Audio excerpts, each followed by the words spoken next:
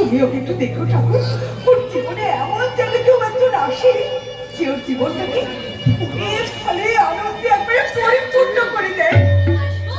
কে কে মা তুমি? আমি চুমকি, এই গ্রামেরই মেয়ে। ও বেশ বেশ বেশ, তোমার বাবার নাম কি? আনন্দ দত্ত। বেশ, পশ্চিম পাড়ায় থাকো? হ্যাঁ, তুমি যে সাংবাদিক বাবুর মা। হ্যাঁ হ্যাঁ, থাক থাক থাক থাক। অনেক মিষ্টি তো তোমার। আমি কিন্তু স্বভাবে ওদের মিষ্টি মেয়ে নই। ছি মা, এভাবে বলতে নেই। আর যে নিজের মুখে এমন কথা বলতে পারে, বুঝতে হবে তার ভিতরে এখনো অনেকখানি ভালো অবশিষ্ট আছে। কত সুন্দর করে কথা বলেন আপনি। এমন করে কেউ কখনো আমার সাথে কথা বলেনি। সাংবাদিক বাবু কোথায়? আছে, ভেতরেই আছে। তার সঙ্গে যদি তোমার দরকার। হ্যাঁ, সেদিন আপনার ছেলে আমার মান বাঁচিয়েছে একটা ফালতু লোকের হাত থেকে। আর সেই কৃতজ্ঞতা থেকে চমকি ছুটে এসেছে বাড়ি বয় আমায় ধন্যবাদ জানাতে। আমার রাইট? হ্যাঁ, অনেকটা তাই। কিন্তু আপনি কি করে বুঝলেন?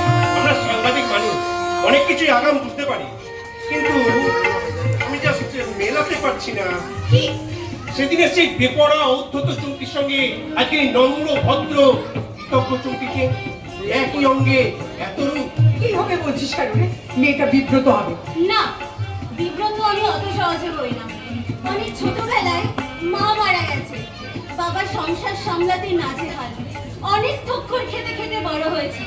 তাই সহবাদ শিক্ষাটুকু ঠিক মতো না হলেও মন থেকে মানবিক মূল্যবোধ একেবারে মুছে যায়। তাই সেদিনের সেই চুমকি যেমন সত্যি, আজকের এই চুমকিও সমানভাবে সত্যি। বাহ, তোমার মধ্যে তো একটা অসাধারণ স্পার্ক আছে। বর্তমান সমাজে তোমার মতো মেয়েদের তো খুব বেশি করে দরকার মা। কিন্তু সমাজ আমাদের সেই মূল্য দেয় না মাসিমা, বড্ড বেশি মিসইউজ করে। সম্মান নিয়ে বেঁচে থাকার সামান্যতম সুস্থ উপায়টুকু পাওয়ার সুযোগ রাখে না।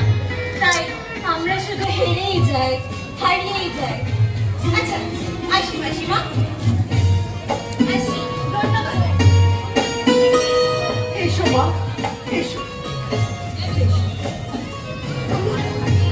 আমি ভাবতে পারছি না গ্রামের একটা মেয়ে এই ভাষায় এমন সুন্দর করে নিজের মনের যন্ত্রণাটা প্রকাশ করে গেল। এটা পেটে এডুকেশন আছে বলে?